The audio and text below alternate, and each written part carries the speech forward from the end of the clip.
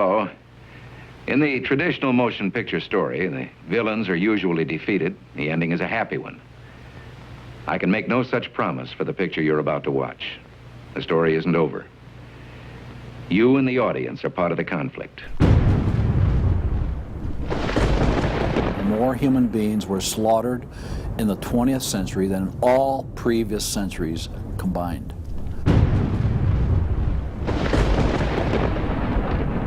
We're talking a congressional record, 135 million dead. Their entire purpose was to detach our culture from any moral anchors whatsoever. You look at the changes in America since 1960, perhaps. The whole culture's been transformed. They're coming out of the belief that the village should raise the child. The village means the government. They have deliberately destroyed the American family, understanding that's the foundational block that builds a society. We've come from Norman Rockwell's America to Hugh Hefner's America. If we lose the Judeo-Christian framework, we're lost forever. The left wants you to think that the cultural changes that have taken place in America since the 1960s have done nothing but progress us forward toward a brave new world. They look at what holds society together, they understand it, but they don't want that. They want change, and they will subvert and rot every good and decent thing we believe in because they have a vision for a new society, and that must mean the replacement of the old society. This film will show that the brave new world they seek is nothing more than the failed policies and ideologies of the communism that enslaved over 1/3 of the world's population during the 20th century.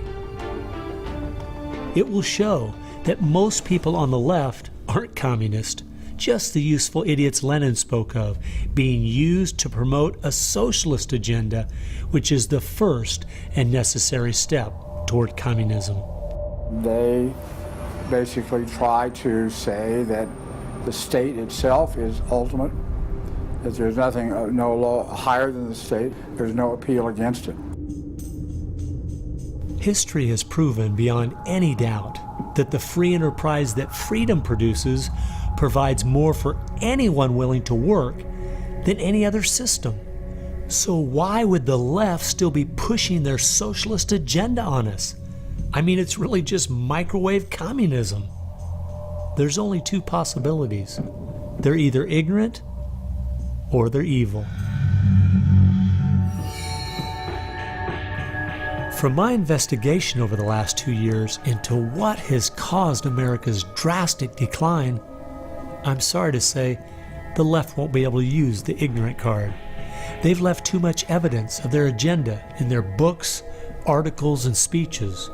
No, America has an enemy that is getting very close to accomplishing its plan of destroying the greatest country in all world history. Once people figure it out, they're going to do what people everywhere do. They're going to start protesting, and they're going to start revolting.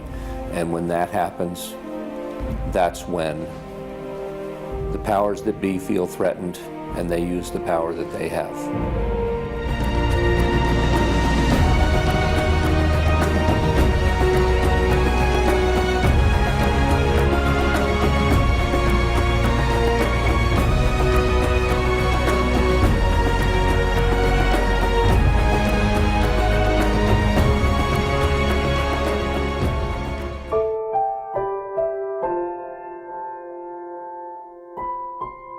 This story really begins for me back in the summer of 1992.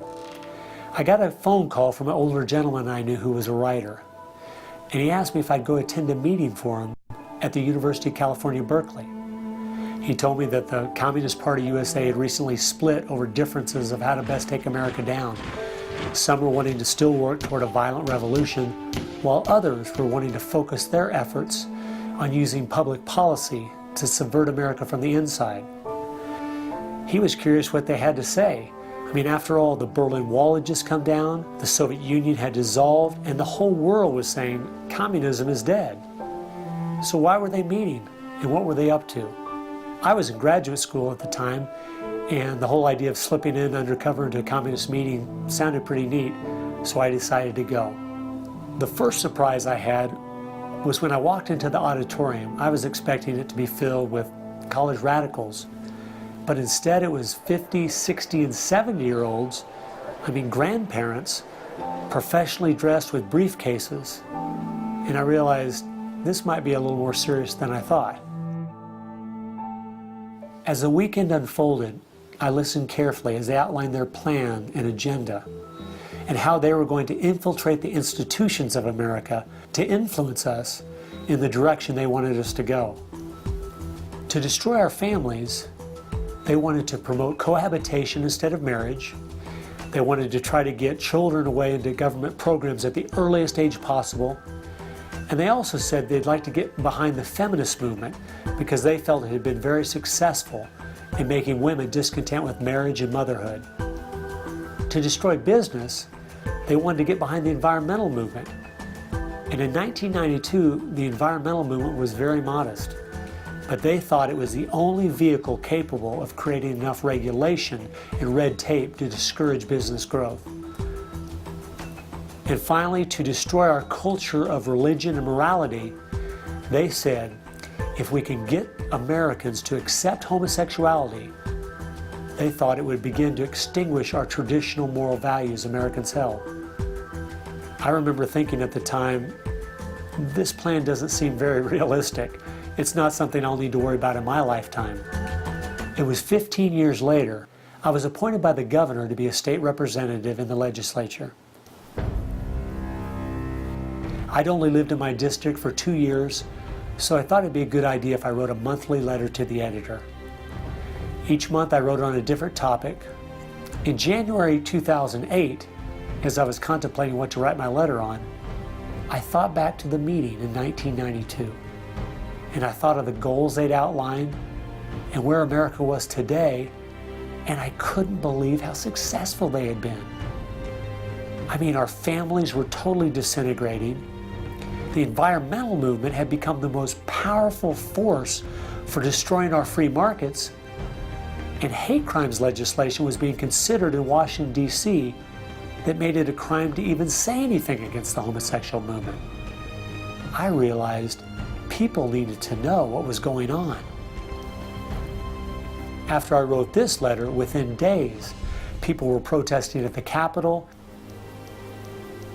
It was the feature story on the evening news. Controversial comments have state legislators buzzing tonight. After a freshman lawmaker alleges the communist agenda has infiltrated mainstream America. It's the big story, live at 6. And over 40 letters to the editor had been printed in response to what I'd said.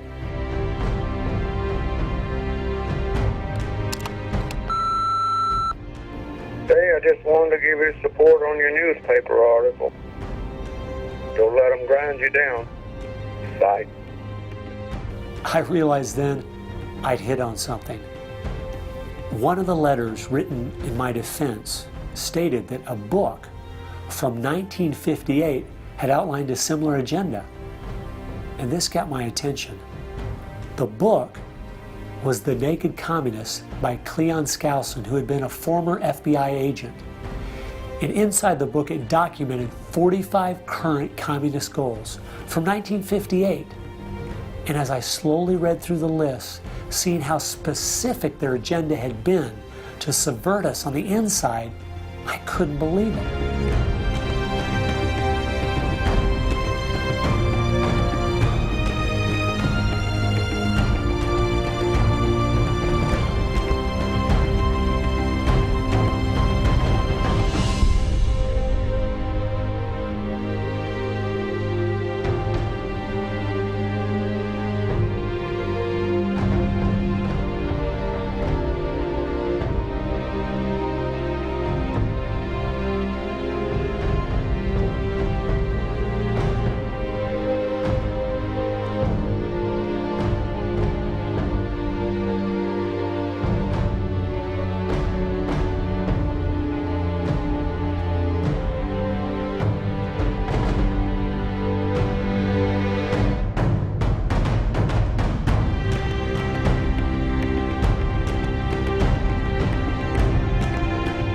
they'd accomplished almost every single one of them, and nobody seemed to be noticing. For at least the last 50 years, they'd been working actively behind the scenes, in the shadows, trying to move our people and our culture in a direction that was designed to destroy us. Someone needed to find out the truth of what had happened to our country. Could all of these very specific goals have been accomplished by accident? Or was there something there, under the surface, intentionally rotting away America's culture? I decided to go and get the facts from some of my favorite writers and speakers around the country. These are a few of the questions I asked them.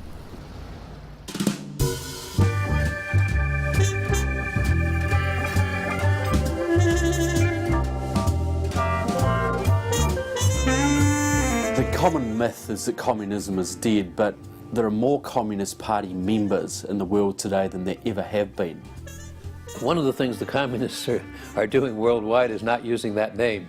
And so what we have is people with some of the same ideas masquerading in the United States under a variety of names.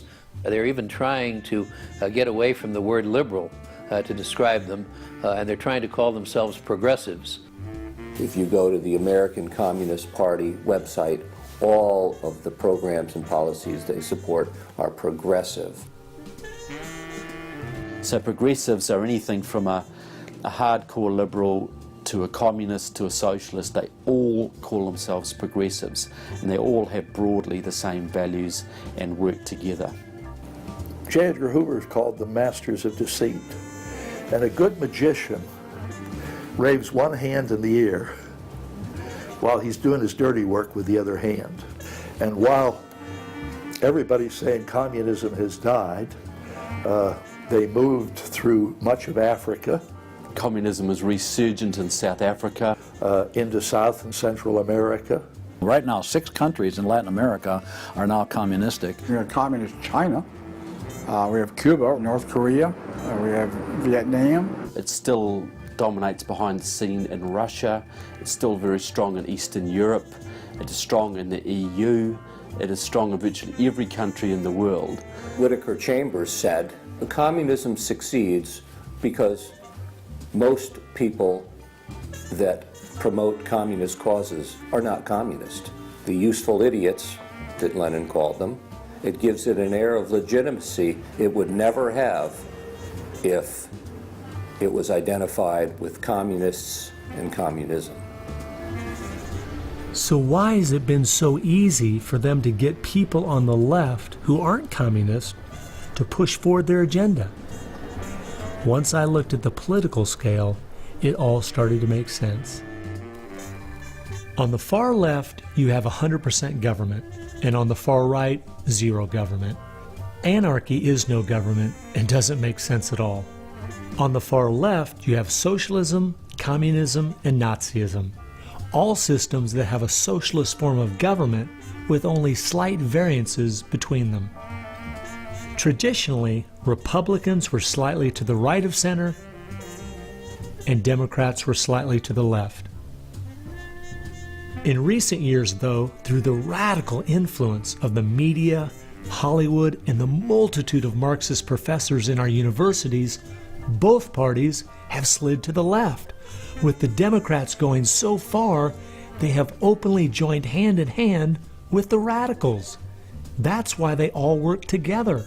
All the groups on the left now have the same goal, a socialist America. I thought we were over communism. I thought, okay, we won that battle. The Berlin Wall came down. Ronald Reagan won the day. We've got to look and see how he fought this, because we're fighting it again on American soil. Not hostilely attacking us like we feared in the Cold War. It is from within. And it has no opposition, none. And that's the frightening thing. I think it's pretty clear to see communism isn't dead. They now disguise it by calling it different names, but the ideas behind it are alive and well. Almost 1.5 billion people still live in openly communistic countries. But unfortunately, most of us in America who are under the age of 50 have no idea what communism means to the people who live under it. So my next question was, what's so bad about communism?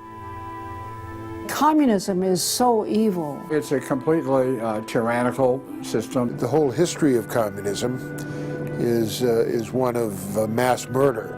Tens of millions of people brutally murdered by the communists. The mass murder of more people in times of peace in all the wars of history combined. Each of those countries where they have taken control, millions have been murdered. When you're asking for what is the legacy of Marxism, it is the greatest killing machine in all of human history. We're talking a congressional record, 135 million dead due to communism. I think the real number is probably, when you add in abortions, over 500 million. The rulers lived rather well, and at the same time you had all kinds of people who were enslaved, put in prison, oppressed, so you had really the opposite of what they claimed was going to be the result of their revolutionary activities. You would think that if the 20th century was the most murderous of centuries, everyone would say, let's find out why. And the truth is, you can't even ask the question. It is verboten to ask the question because the ideas that brought about that mass murder are still being taught in our public schools today. I think one of the reasons this has happened is because there's so much confusion surrounding the word communism. Technically speaking, communism is simply the final phase and goal of socialism. And socialism is best described by two words: big government.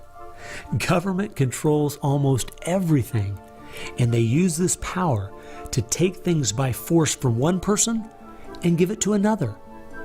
The liberals in America sincerely believe that this isn't evil at all. It is what will finally make things fair and just. There's only one problem that pulls some of us away from this wonderful utopian vision: history. From history we see that whether it was Hitler's National Socialism or Stalin's Soviet Socialism, socialism by whatever name and in all its forms is the ultimate evil. Sooner or later, it destroys everything in its path: law, morality, family, prosperity, productivity, education, incentive, and finally life itself. The problem with socialism is that it creates the conditions for a Stalin or a Hitler to come to power.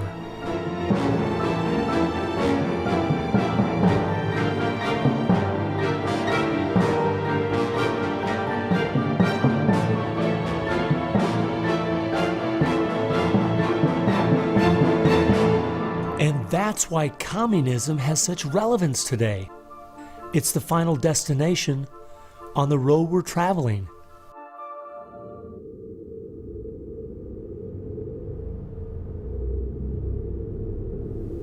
Friedrich Nietzsche tried to convince the world that God was dead. Charles Darwin tried to prove that humans are simply part of the animal kingdom.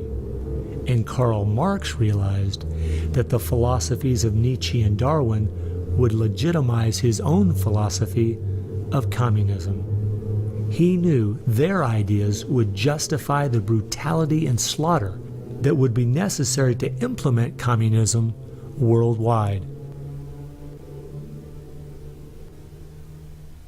It was in March of 1883, Karl Marx, the father of modern-day communism, died. The assumption that communism would die with him was a logical one, since only 9 people attended his funeral. In October of that same year in London, England, a group was forming called the Fabian Socialist Society. The Fabian Socialists decided that they were going to socialize the world incrementally. They call it socialism by evolution instead of Marxist socialism by revolution. It always worked in tandem with the communists. Some Fabians were also communists. There was a bit of interchange of membership. The Fabian Socialists are slowly but surely bringing about the socialization of the world.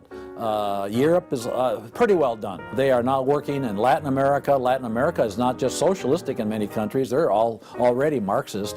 You have hardcore Marxists in Venezuela, in Nicaragua. El Salvador just went communistic, and of course Fidel is sitting right there laughing at this whole thing. And we haven't even figured this thing out yet. We don't even know there's a red plague coming up to meet us. We think that we're just going to watch the cartoons on Saturday morning and everything will be fine. They had a lot to do with bad stuff happening. There are two things I found that gave me a good idea where the Fabians were really coming from. First of all, their symbol was a wolf in sheep's clothing. And secondly, George Bernard Shaw, who was a leader in the Fabians for almost 50 years, said, quote, "I am a communist, but not a member of the Communist Party. Stalin is a first-rate Fabian. I am one of the founders of Fabianism, and as such, very friendly to Russia," unquote. The Fabians eventually begat the Students for a Democratic Society, which begat the Weather Underground, which begat basically the social changes that have happened in America in the last 40 years.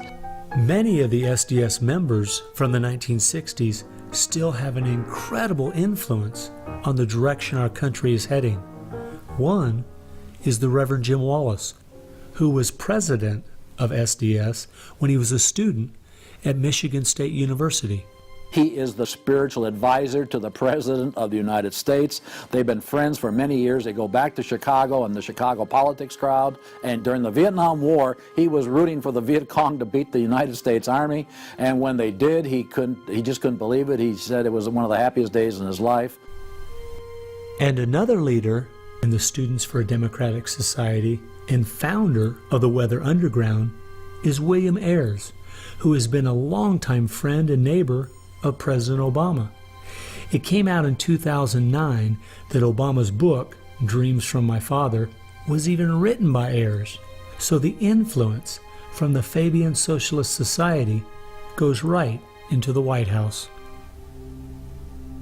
The next group I found that has seriously impacted America's culture is the Frankfurt School. The Frankfurt School was a sort of an outpost in America of European socialism. Willy Munzenberg, with a few other Bolsheviks, founded the Frankfurt School. The two leading members are Herbert Marcuse and Franz Neumann. Franz Neumann was, in fact, a Soviet agent. Their entire purpose was to stand the entire educational system of the West, and the United States in particular, on its head. Bertrand Russell, who worked with the Frankfurt School, said, "By using psychological techniques to teach the children, we will be able to produce, quote, an unshakable conviction that snow is black," unquote. They established a school here. With the help of John Dewey. He helps bring these German intellectuals to America in 1933, drop them down at Princeton, Berkeley, Brandeis, to go after education and media. Included in those goals were the teaching of homosexuality and sexuality to children, the promotion of excessive drinking, and destruction of religion in the United States. That was a big one. And they basically started the social rot. Willy Munzenberg said, "We are going to make the West so corrupt it stinks." I love spending time with my family, July 4th, baseball, and apple pie, and my mind can't even comprehend that there were groups of intellectuals back in the 1930s plotting and planning how they could make America so corrupt it stinks. There are certain lines and certain limits, and the left has always pushed it as hard as they can, as far as they can, and will protect any pornographer, any deviant, any negative cultural form they can find. basically to degrade the culture. And that goes right along with the feminism of today, which was part of the Frankfurt School's desire to destroy a patriarchal society for a matriarchal society. In other words, remove the father as the loving provider, discipliner, discipler, leader of his home, where you instill virtues and integrity and modesty. That's been broken down on purpose because they knew if they could destroy the family, they could destroy a nation. And instead of having a father who leads and disciples and protects the home and provides for the family, the government steps in as a nanny state.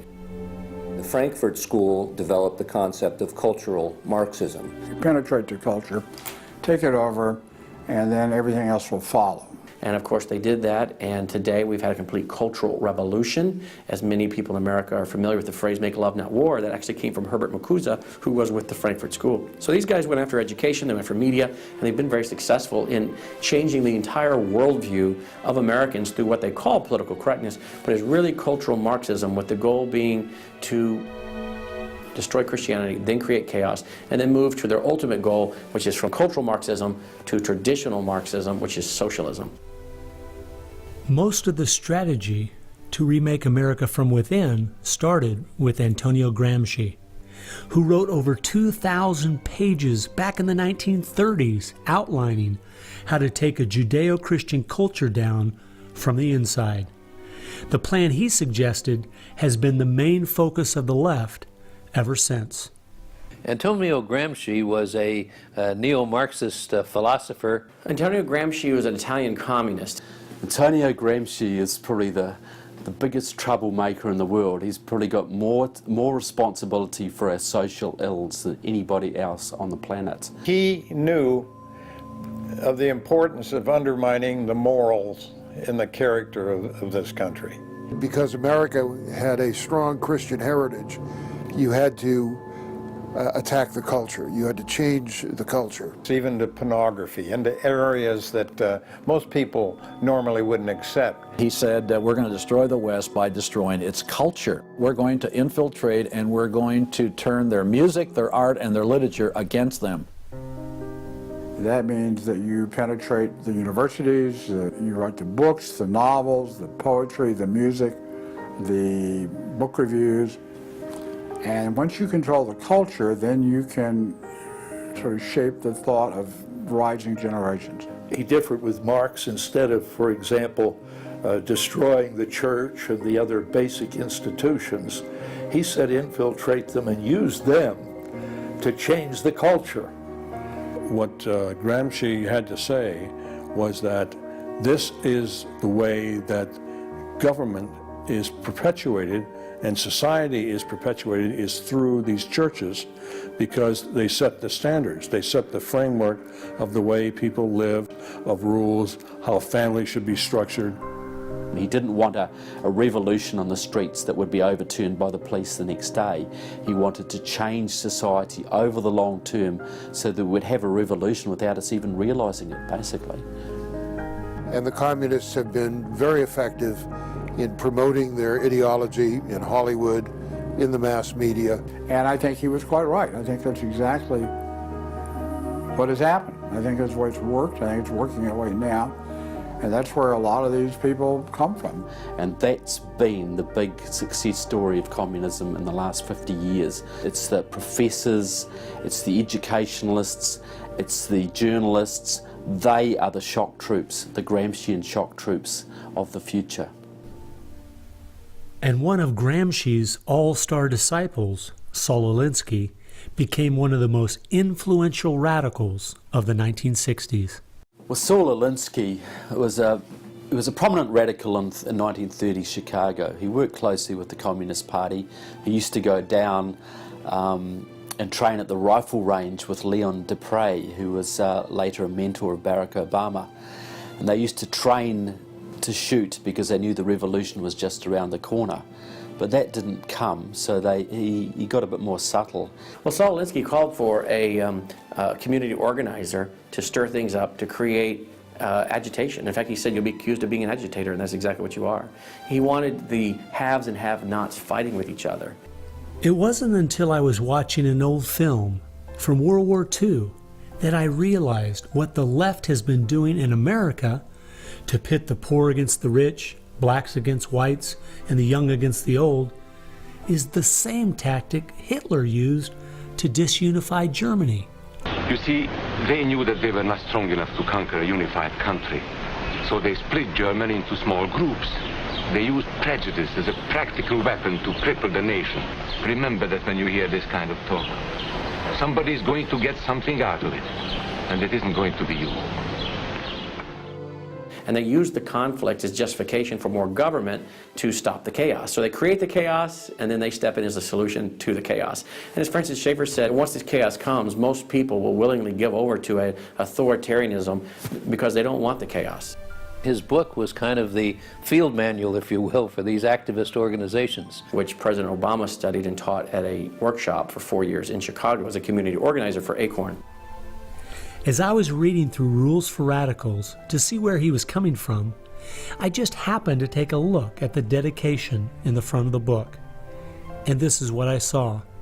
Quote, "Lest we forget at least an over-the-shoulder acknowledgement to the very first radical, the first radical known to man who rebelled against the establishment and did it so effectively that he at least won his own kingdom, Lucifer," unquote.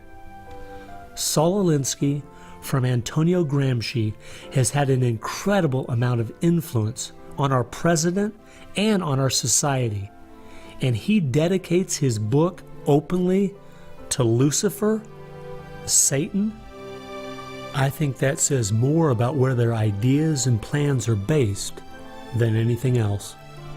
You asked what Saul Alinsky's impact is on the leftist movement today, and it basically defines it. It defines it. Saul Alinsky took the best of Gramsci and the best of the Fabian socialist ideas, combined, repackaged, and sold them to the 60s radicals. After studying Alinsky, Richard Cloward and his wife, Frances Fox Piven, came up with what is today known as the Cloward-Piven strategy. Now, their idea was basically that to destroy society or destroy capitalism per se, they needed to overload the system. The idea was to get everybody you possibly could on welfare, to get everybody you possibly could basically milking the system in some way or another. It was called the crisis strategy, and it became very well known by activists and radicals in the 60s.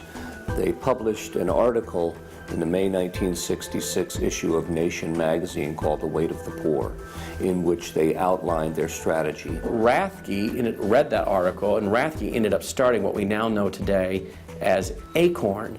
And of course, Cloward and Piven had been studying Saul Alinsky. So Antonio Gramsci gives us Saul Alinsky. Saul Alinsky gives us the Cloward-Piven strategy, this husband and wife that said, hey, let's collapse the American economy by implementing so many entitlements, so much of a welfare state at collapse. Rathke studied the Cloward-Piven strategy. He starts ACORN. And of course, ACORN gave us Obama. And to show what a small world it is, Wade Rathke, who started ACORN, was the draft resistance organizer for SDS, the group the Fabians started. They've used that strategy ever since to expand voting rolls, to expand welfare rolls wherever they can, basically just to overload the system, to increase the tax burden on the middle class, and basically bring capitalism one step closer to destruction. I guess we shouldn't be surprised that we still have open borders, that so many people are dependent on the government, and that the left keeps pushing these programs when all they've done is tear apart the black families in America and create generational cycles of poverty. The last group that has worked alongside the Fabians and the Frankfurt School using Gramsci's approach is the Communist Party USA. Probably the most important book on this subject is called Towards Soviet America by William Z. Foster. William Z. Foster was the head of the Communist Party himself. He ran for the President of the United States in 1932, but in the book Towards Soviet America, he literally lays out chapter by chapter by chapter what is entailed to bring about a USSA, not just a USSR. Two of the movements they started in America have played a significant role in tearing apart our families, in breaking down our morality. Betty Friedan is credited with really starting the feminist movement in this country. The purpose really was to attack full-time homemakers, to get them out of the home, to make them think they live dreary lives, to make women feel they are victims. It's the science of victimology. And that is so unfortunate, because the American woman is the most fortunate class of people who ever lived on the face of the earth. And to try to tell them that they are victims of an oppressive, unjust patriarchy is just a grievous lie. But unfortunately, they are teaching young women that and have been doing it for many years. While Betty Friedan was pushing her book, Feminine Mystique, she implied that she was coming from the point of being a frustrated housewife herself and just wanted to be a help to other women. But later in the 1990s, it came out she was in fact a radical propagandist for the Communist Party and a staunch supporter of Stalin. So when she had described the American family as, quote, a comfortable concentration camp, unquote, it wasn't because of her experience at home. It was because she was just doing her part to dismantle our families. I'm a student of communism, and the communists set up various groups and various societies. Their society that they set up to promote homosexuality in this country was called the Mattachine Society.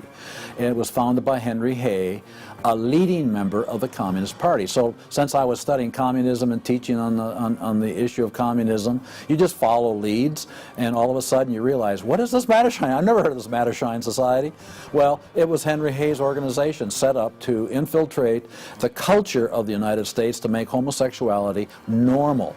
It's always been a movement dominated by the left. It's all these so-called isms. You'll find there's a communist or a socialist behind every one of them, and you'll always see their targets. It's basically the traditional family unit. The war is still against the family. If you go back to the Communist Manifesto and read Karl Marx carefully, the war is against what they called the bourgeois family, which was really the biblical family, father, mother, and child. They want to plow through marriage. They want to change the very definition and meaning of marriage, because their open door to engineering society in this utopian way is blocked by the very values of our Christian civilization that's taught through marriage. And so the left just has got to destroy the family, because if there's any one thing that will prevent the left from carrying out its agenda, it's healthy and strong nuclear families. And so from the Fabian Socialist Society to the Frankfurt School to Antonio Gramsci and the Communist Party USA, from these four you will find connections to almost every left-leaning person and organization in America. Their influence has been incredible.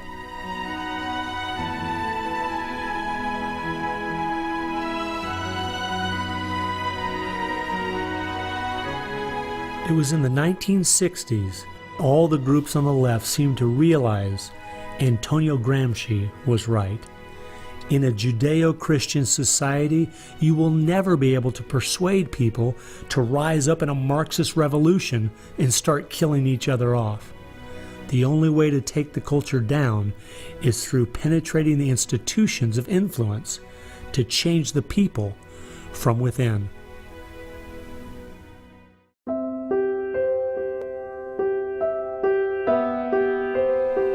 I guess the biggest surprise I had while studying these four groups was seeing that a large part of their agenda was trying to make us an immoral people.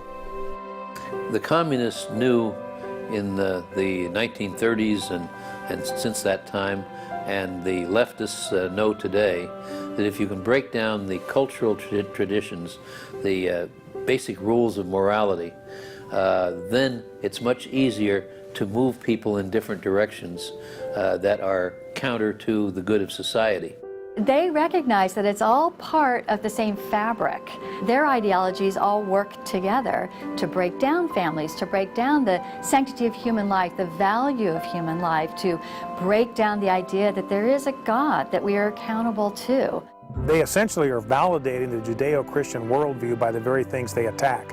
Because in their effort to destroy our culture, they know that they have to go after the very things that the Judeo-Christian tradition honors and values. Morality, belief in God, faith, the importance of family, the sanctity of life, the sanctity of marriage. It's amazing our enemies could see our morality was our greatest strength. And yet so many Americans don't seem to get it. Morality is simply having the character to do what you should do instead of what you have the freedom to do. And that's the only way freedom works. A people cannot be given freedom without morality, or they will self-destruct. And that's what we see happening in America today. The bottom line is freedom and free enterprise are simply fruit on the tree of morality. Our founding fathers clearly understood this principle, and so do our enemies.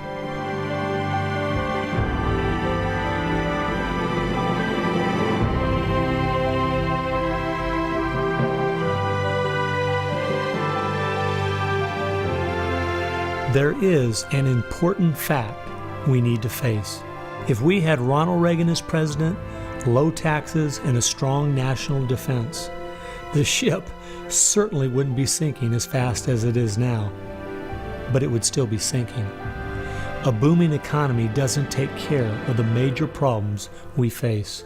50% of all marriages end in divorce, 40% of all children born out of wedlock, over 3,000 women a day aborting their babies, 19 million new cases each year of sexually transmitted diseases, schools that teach the children everything is relative, there is no right or wrong, and the list goes on and on.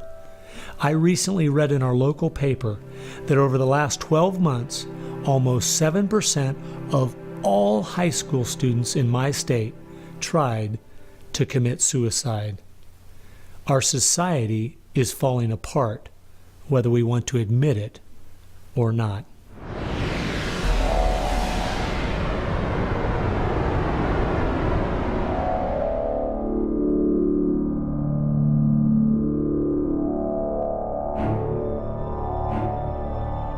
Karl Marx had the insight to see that dethroning God and destroying capitalism went hand in hand. As you attempt to dethrone God by erasing the morality in a society and destroying his institutions, the family and the church, you are destroying capitalism. Because as the families fall apart and the church loses its influence, society starts to crumble. And then government has to expand to pick up the pieces. The question, as Whittaker Chambers put it, was God or man? God or man? Karl Marx was an atheist. Marx's philosophy was that people existed for the benefit of the state.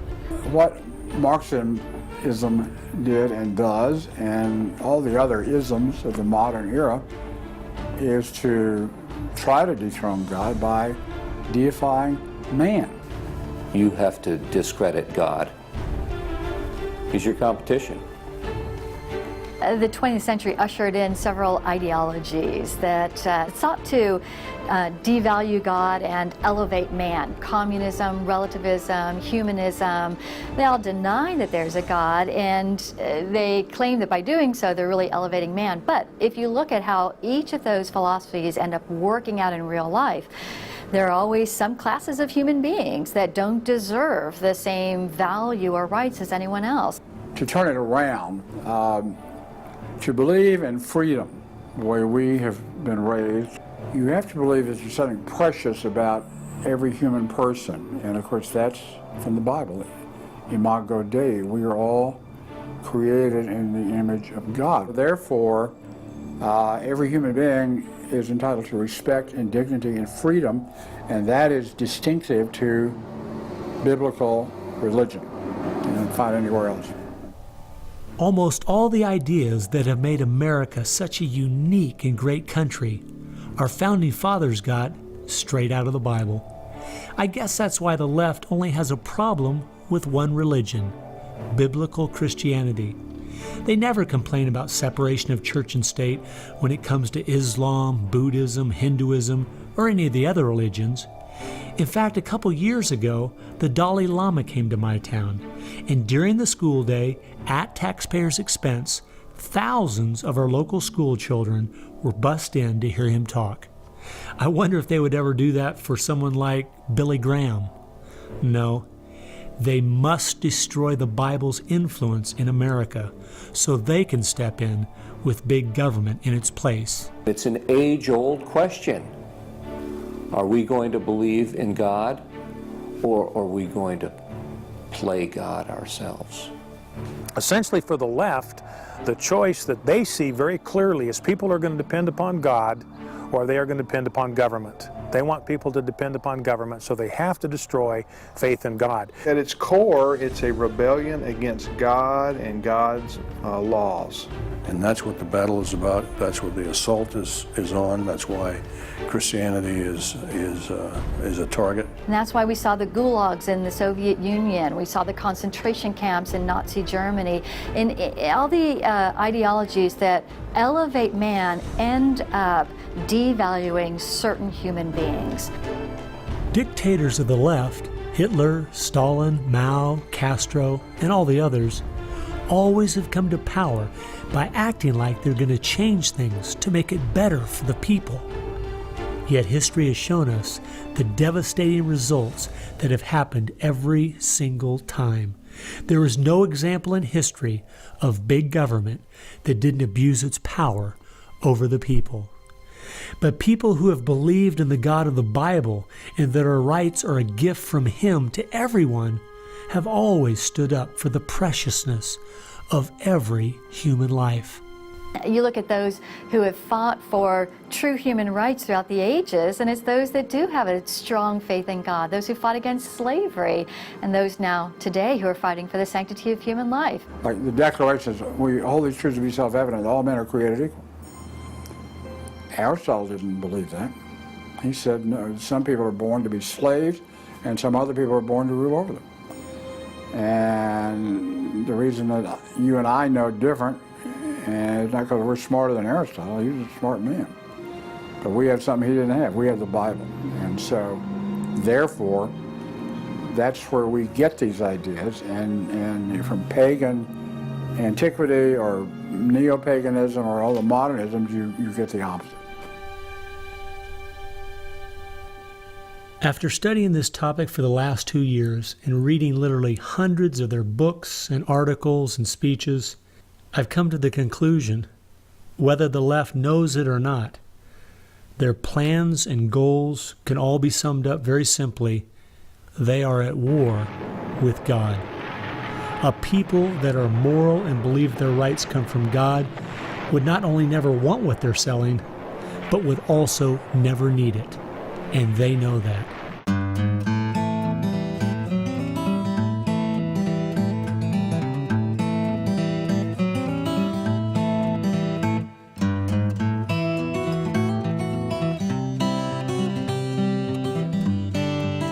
It's obvious if you're trying to subvert a country, you want to control the news, you want to control public opinion. And a lot of people realize, well, there's a biased media, and most people know that. Even the Washington Post admitted it. Yeah, we were biased for Obama, so what? And when you enter into the equation, so what?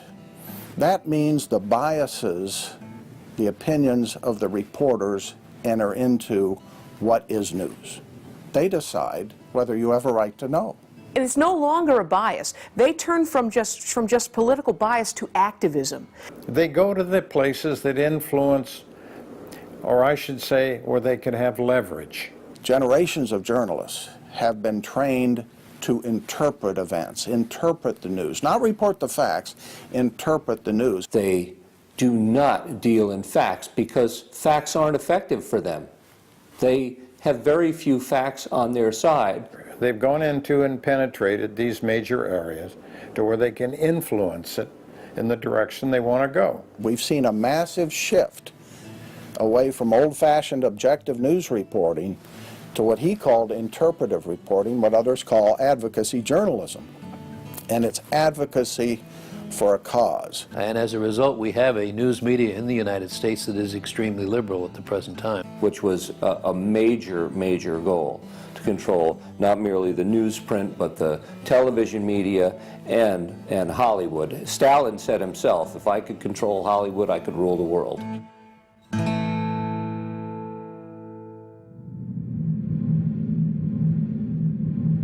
Children are always the first targets of anybody trying to bring down a system.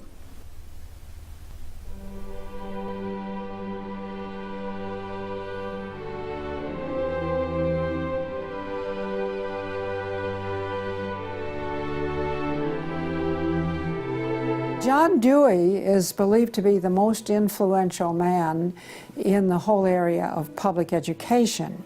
He went to Russia in 1928 to help study the Karl Marx way of education and bring it back to America. Dewey was an atheist. He was a socialist, a humanist. He was part of the Socialist Society in America, helped found that. What he believed in was that education should socialize the child to make him a willing tool of the state. It might be surprising to some that the man who is still idolized as the father of public education in America is the very man who did everything in his power to dumb down our children so that they would willingly accept his vision of a socialist America. It started with Dewey in the early 1900s. It expanded, really expanded since the 1960s. The hard left gets control of the teachers' unions and the training colleges. If you've got those two institutions, you can pretty much dictate all educational policy. The people who were demonstrating against our country and against our government in the 1960s have now become tenured professors in the universities. So they're the ones who are writing the textbooks, teaching the teachers, running the teachers' colleges. And it's self-perpetuating, because once you have the universities, then you train more cadres and more and more and more. And they discovered that they could do more to remake our country by going into the schools than they could by throwing bombs. I believe the average patriotic American underestimates the importance and influence education has on their children.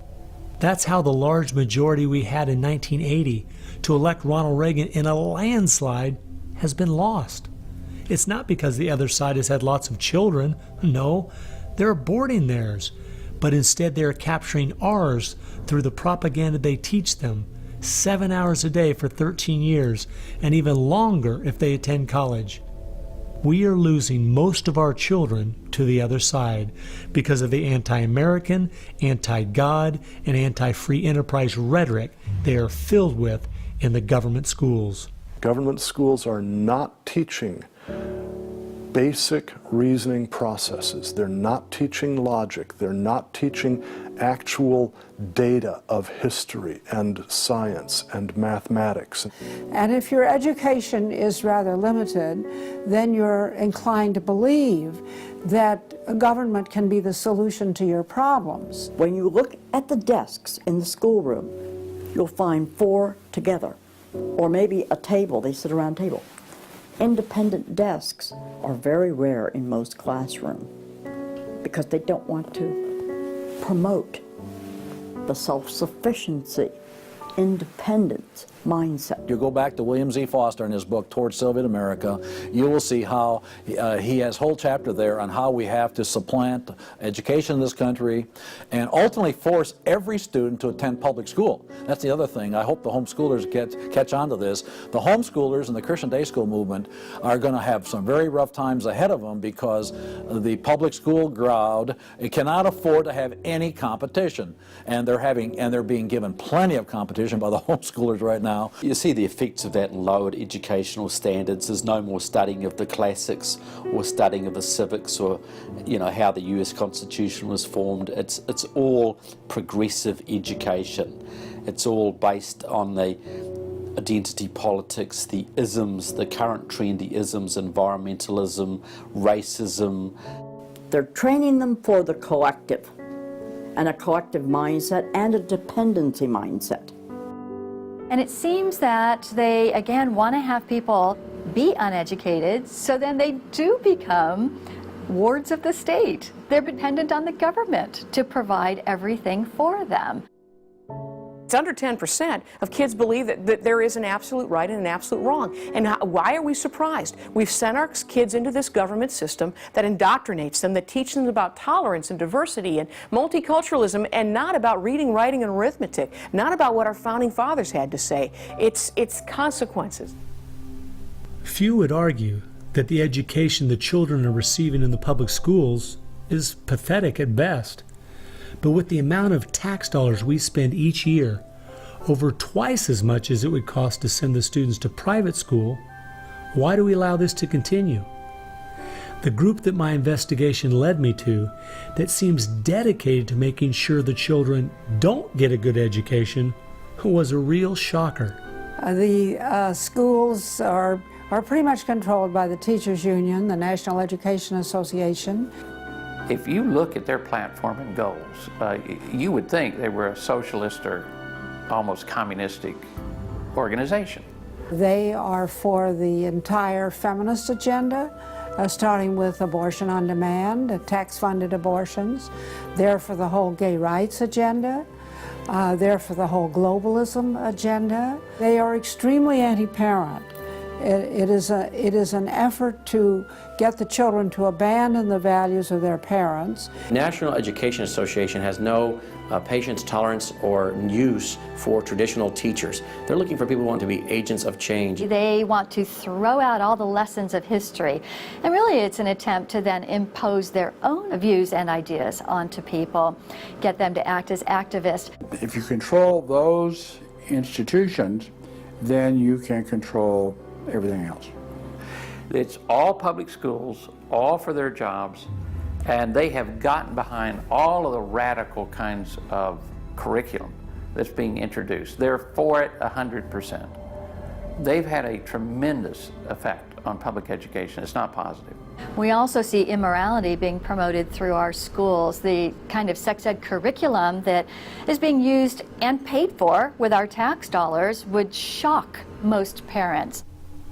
I think one of the main problems we face is parents naively thinking that the schools are the same today as they were when they were young. They don't realize there is a battle going on in this country for the hearts and minds of our children. The game is between 15 and 25 years of age. That's the whole game. If you're over 25, the chances are they're going to put a few pennies towards you to corrupt you. But their game right now is to corrupt the 15 to 25-year-olds or less. And right now they're down in the first grade with Heather Has Two Mommies, Daddy's Roommate, Gay Pride Parade, and now by 8th grade they'll pass out condoms in school colors because that's so patriotic. And it's perfectly obvious that you get a hold of the child early, you can change his values away from his parents' values and get him to follow you. And they're very open about saying that. The National Education Association has passed resolutions saying they want children from birth. Isn't that interesting? The Communist Manifesto also thought the state should take control of children at birth. The left has always been good at disguising their real agenda by coming up with phrases made from words we are very familiar with, but then giving them new definitions. Social justice is the current phrase of choice and is being used to teach children the failed Marxist ideas of yesteryear are what they should strive for today. We see social justice curriculum today, which is the buzzword for communism, socialism, Marxism, which Bill Ayers is teaching. It's in many of our colleges, and the social justice curriculum is being taught in high schools all over the nation. Justice is good. If you then start calling it something blank justice, then you're modifying it. And what it really means is, I think, taking from one group of people and giving to another group. So I would call it socialism. And it's used to break down the differences between the way things are done and the way it should be done. So when they're teaching social justice in the schools, they're not talking about free enterprise and capitalism and individual self-responsibility, all the things that made America great. They're talking about the things that made Europe and the Soviet Union and China so bad. The longer we allow our schools to teach the children that America has so many faults it's not worth saving, instead of the fact that even with its faults, it is the greatest country that has ever existed, the less chance we have of ever turning our people back from the dead-end road we're currently on. A road that promises to give us a perfect world if we'll only give up our sovereignty and our freedom. You're going to find more and more of the following.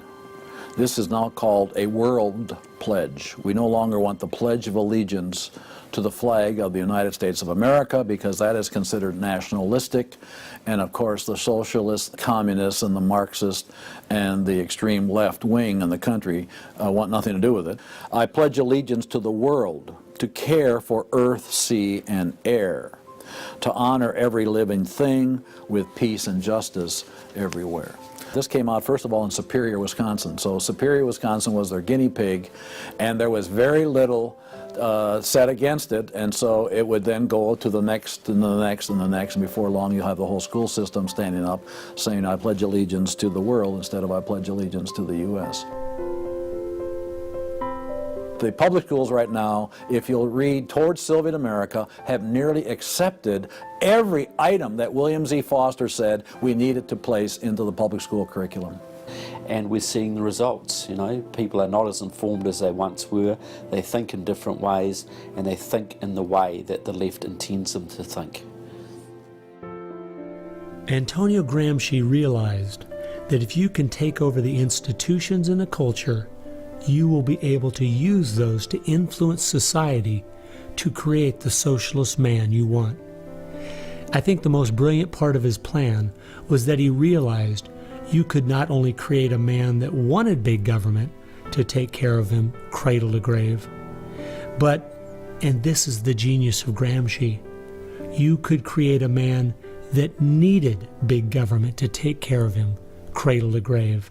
A man so dumbed down and so minimized in society, he wouldn't have the intellect or character to take care of himself.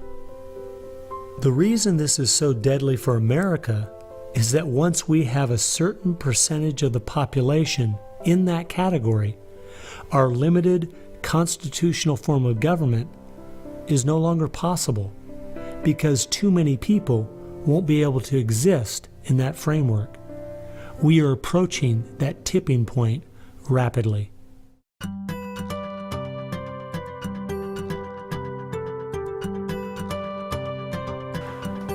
If you can persuade people that government should be in control of the distribution and use of energy, you can persuade them, or rather, you have persuaded them of the necessary and sufficient condition for government control of the most intimate aspects of our lives. One of the main thrusts of socialism these days is obviously through the environmental movement. You know, one hates to pick on Al Gore too quickly and easily, but I read the whole of his book, Earth in the Balance, Ecology and the Human Spirit, back in 1992 when it was first published.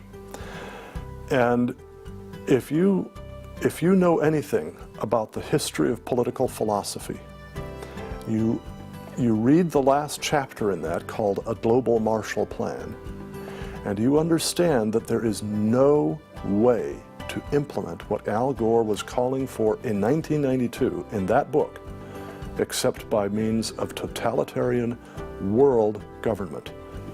Patrick Moore, who was a co-founder of Greenpeace, and he was a very dedicated environmentalist, quit Greenpeace when he realized that it had been captured by radical leftists who were intent on using the environmental movement as a vehicle to destroy capitalism. How many factories work when there's a power outage? None. You want to hurt business, you want to drive down industrial production, you just drive up the prices of energy, you just diminish its availability, and the easiest way to do that is to make people scared to death of the cheapest forms of energy, which are fossil fuels, oil, coal, natural gas, and nuclear energy. They had already made people afraid of nuclear because of irrational fears, but then they had to figure out a way to make them afraid of fossil fuels. Well, the way to do that was to say they're going to cause catastrophic global warming. So I used to think this was just one great big distraction. If they want to put their energies toward the environment, but now I see that this is now being turned around and used as a tool to further a socialist agenda. Charles Rubin, a political scientist who wrote the book The Green Crusade, has told this story extremely well. Environment comes from a French word meaning surroundings. Well, now, what is surroundings? Everything around you, right? And so, as Rubin points out, environmentalism is literally everythingism. And so, if you were a socialist, committed ideologically to the notion of government having control of everything about our lives, and you saw that you were losing the contest in terms of the creation of wealth and its distribution to capitalism, you had to find some other basis on which to promote your vision of government and to pursue its implementation. Environmentalism, or everythingism, was the perfect card. In December of 2009, when the ClimateGate scandal broke open and it became public that even the leaders of the movement knew the whole global warming idea was a farce, it wasn't them just having bad data. We as Americans knew once and for all that this movement was simply part of their agenda. It's my guess that regardless of the evidence that comes out against them, they will not let this tool they have waited the last 100 years for go to waste. A tool that gives them the absolute power and control they want, but allows them to get it under the guise of saving the planet.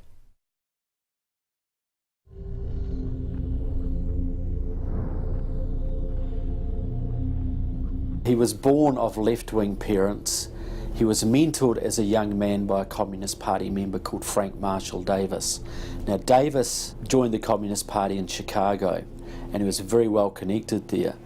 So young Obama eventually wound up in Chicago, and he started working with the very same people that had been working with his friend Frank Marshall Davis. All of his associations have been with people that are way left of center, hardcore left. And he's doing nothing more than what is predictable based upon that background. The nicest word for his agenda is a socialist agenda, and we could go on down the line of the other descriptors of the types of an economy and a society that he's building. He's all the things that Gramsci wanted to use for social change.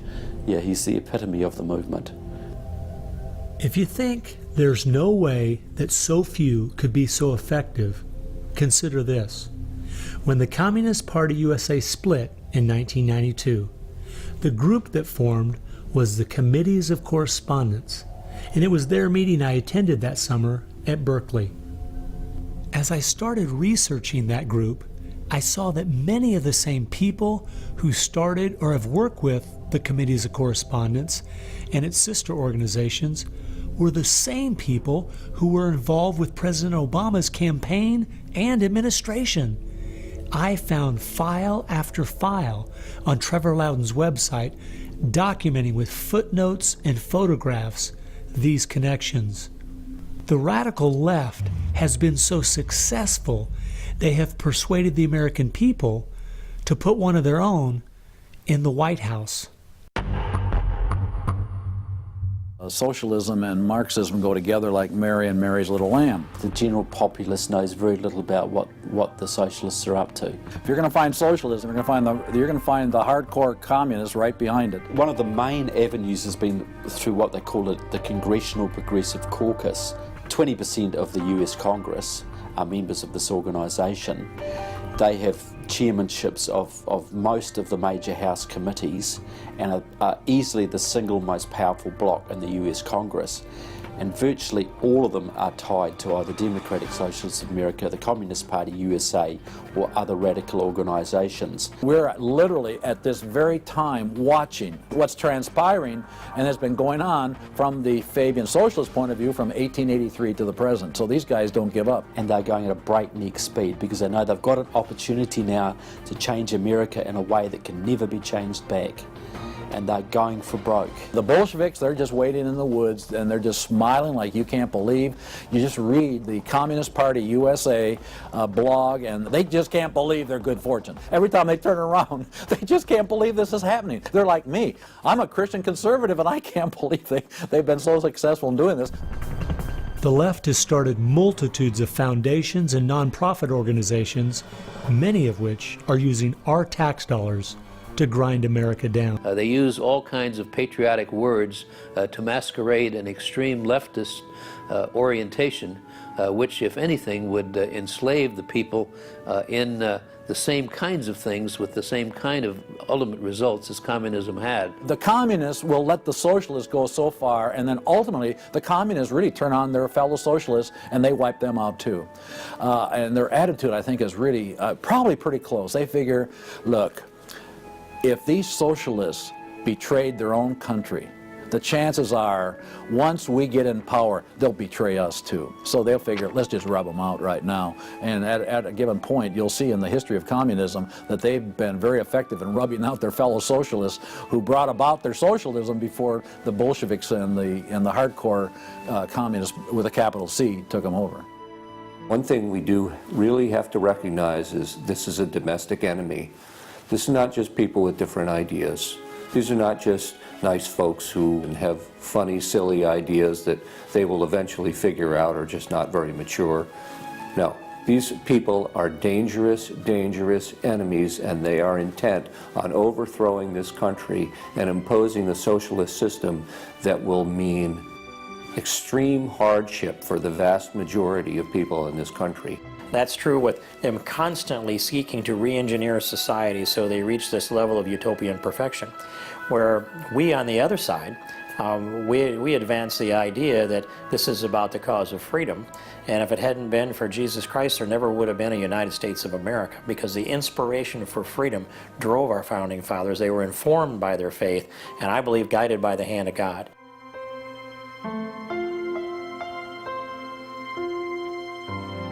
No. No. Perhaps treacherously close. It is never over until it's over. When the fat lady sings, isn't that the slogan? And when the fat lady sings, it's over. Now, she might be clearing her throat. We saw the great country of Germany in the 1920s brought to its knees. Hitler came into power and destroyed the country. We see countries like Zimbabwe in Africa, which was once a prosperous breadbasket, now just wrecked. Argentina was destroyed by the socialist Perón in the 50s. It was one of the richest countries in the world. So, no, we're not at the point of no return, but it's getting pretty late in the day. There's no time to be casual, that's for sure.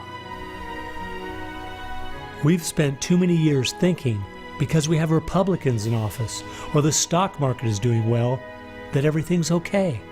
This is why the left has gained so much ground. It doesn't matter who's been in office. They've just continued pushing forward with their agenda. Well, I believe this is our last chance to push back. If people are looking for something to do, we have our work cut out for us. I believe one of the things that we can do that will have a profound impact in changing America is praying. As soon as we get off our knees, we need to get on our feet. Become educated about what's going on in the country. Spend time reading, understand their philosophy and their goals. They have to master this documentary. They have to go over it a dozen times. It might be having a monthly movie night with family and friends, watching one of the many great documentaries out there about what is going on in our country. One of the things that I think people in the United States who believe in our country, believe in our values, can do, quite frankly, is stand up for those values, to make their views known. And there's times that you got to speak up, and you've got to call things what they are.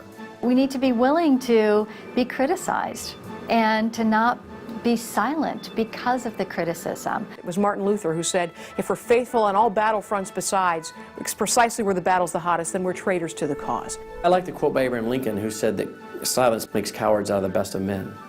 And we got a lot of people that need to be speaking up right now. We have an obligation to speak the truth about the policies that are taking us 180 degrees from God's will. Expand within your church. Expand within the people you have contact. Bring them up to speed and knowledge on what's going on. We need to organize those around us. By simply mobilizing the unique groups of people we are in contact with and being their source of information, we can have an extraordinary effect. Lenin said that the organized minority will beat the disorganized majority every time. Why should we be buying products from companies that are going to fund organizations that attack our values? They need to be really smart in using the mass media. They might want to blog. Using the power of YouTube and that sort of thing to educate as many people as possible. A good YouTube video can reach millions of people. And if Susan Boyle can do it, why can't we?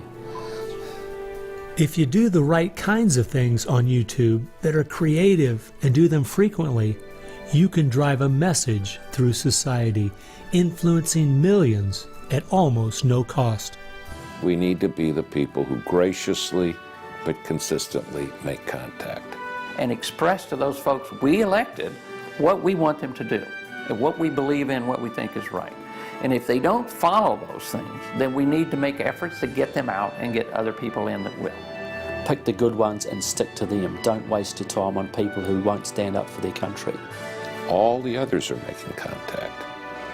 The people who really want to honor America need to make contact. We also need to be influencing our own families. We've got to teach our own children and grandchildren the difference between truth and error, why they believe the things they do, and the true source of America's greatness. If what we're talking about is true, the most important thing we can do is protect our young, because that is where all of this is leading. They need to get that younger generation under their belt. And more parents are going to have to say, they're just going to have to sacrifice and take responsibility for their kids' education, because that's really where it starts, to impart that belief. The Southern Baptists, we're seeing that 85% of their kids, after they get out of their home, are essentially rejecting their faith, rejecting what they were taught. And of course, I think the reason for that is because their parents didn't have a lot of influence over them. I believe the public schools are the greatest cultural influence in this country. You homeschool your kids or get them in a Christian day school. If there is any way at all, homeschool your children. Homeschoolers out-test everybody. Our children need to be taught from Scripture a properly biblical worldview. That requires time. It requires effort. It requires purpose. Our minds should be the sharpest minds in the world. We need to work within our family to educate our children on what kind of country they live in and build their faith, and then get involved. The left has been working for decades to push us away from God and His laws, and we need to be willing to sacrifice whatever it takes to turn our country back to Him.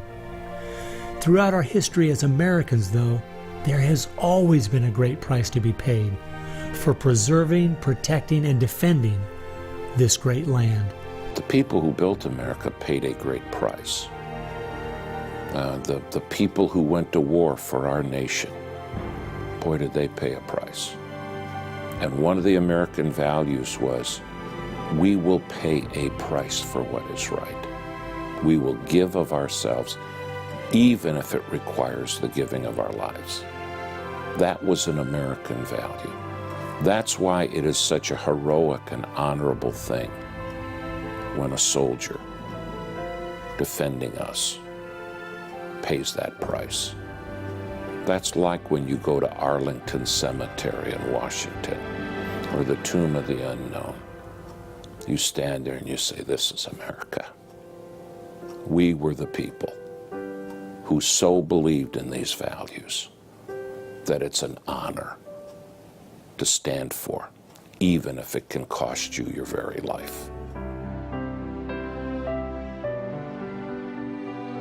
One thing I think we do need to remember, though, is that as we look at those we consider to be heroes in the past, they weren't people who just went along with the status quo. They weren't people who were just saying what was accepted at that time in history. They were people who were rising up above the evil that was being committed in their culture at that time. That's why they were heroes, because they weren't like everyone else. Never, ever lose sight of the power of one individual American. They can have an unbelievable magnifying effect just by the very fact they make up their mind to do so. I believe that's the only chance, the only hope we have as a nation. Hope is not found in rhetoric. Hope is found in God, the God of creation. And you know what? Our founders were in covenant with that God. You need a dedicated, informed, praying Christian making things happen and being determined to do so.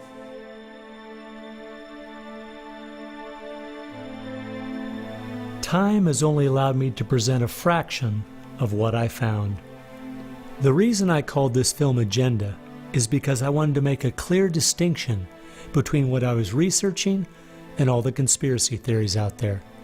The dictionary says a conspiracy is an evil plan formulated in secret by two or more persons, but an agenda is simply a list of things to be done. At every turn of my investigation, I found agendas by people and groups of the left outlining their plan in their own words. They've been doing most of this right out in the open. Some of you might be thinking, these Marxist ideas aren't the most serious threat we face. What about militant Islam, our open borders, the national debt, or even China? Well, I agree. America is facing so many serious threats right now. But the reason I believe this is the most dire is because it's destroying us on the inside. Through the political correctness and dumbing down, it's causing us to lose our ability to call evil evil and stand against it. I fear for our country. If we go along business as usual, not informed, not aware of what's going on, then the very small minority that have a plan and are great at organizing the uninformed and misguided will make sure their plan is carried out. I hope you realize it won't just be your children and grandchildren that pay the horrific price of living in the society they're trying to create. No, it will be far worse than that. Every time a civilization goes down or a country goes down militarily or economically, somebody else fills the gap. Now, if you look around the world now, it's going to be China, which is massively arming. You've got Russia, which is becoming increasingly belligerent. You've got the radical Islamic world, which works hand in glove with the Russians and the Chinese all the time. You've got a virtually red Latin America. You've got a neutral socialist Europe. So America hasn't got a lot of friends left in the world. Now, that's just not going to affect America. That's going to affect every single remaining country in the free world. Who's going to stand up to China if America doesn't? Who's going to stand up to the Russians? Is Europe going to do it? Australia, New Zealand, Canada? Not a chance. If America, and this is the point I think Americans need to comprehend, if America goes down economically, it will go down militarily. If America goes down militarily, we all go down. The free world is finished, and it'll be finished for a very, very long time.